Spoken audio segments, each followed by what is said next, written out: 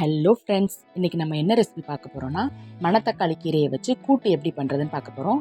அதுக்கு ஃபஸ்ட்டு இந்த மாதிரி கீரையை நல்லா வாஷ் பண்ணி வச்சுக்கோங்க. ஒரு 2-3 டைம் வாஷ் பண்ணி வச்சுக்கோங்க. அதுக்கப்புறம் ஒரு 10 சின்ன வெங்காயம் கட் பண்ணி வச்சுக்கோங்க. ஒரு சின்ன தக்காளி பழம் கட் பண்ணி வச்சுக்கோங்க. ஒரு 3லேருந்து 4 பல் பூண்டு கட் பண்ணி வச்சுக்கோங்க. கீரையையும் இந்த மாதிரி கட் பண்ணி வச்சுக்கோங்க.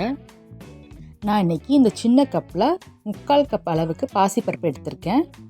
இதை 2லேருந்து 3 டைம் நல்லா வாஷ் பண்ணி எடுத்துக்கோங்க.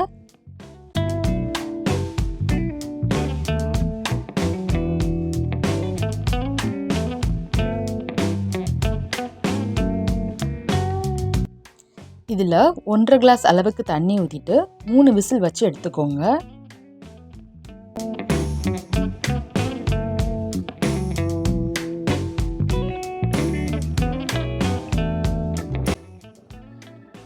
பாசிப்பருப்பு நல்லா அந்த அளவுக்கு வெந்து வந்திருக்கணும்.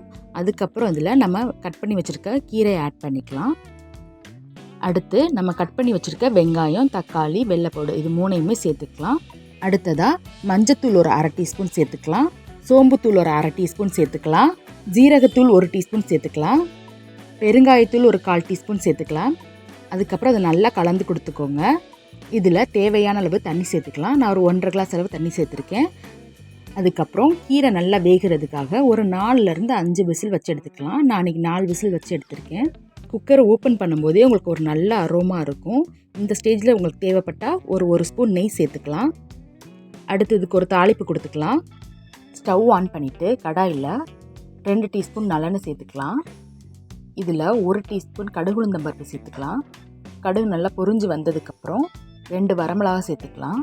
உங்களுக்கு காரத்துக்கு தகுந்த மாதிரி மிளகா சேர்த்துக்கோங்க.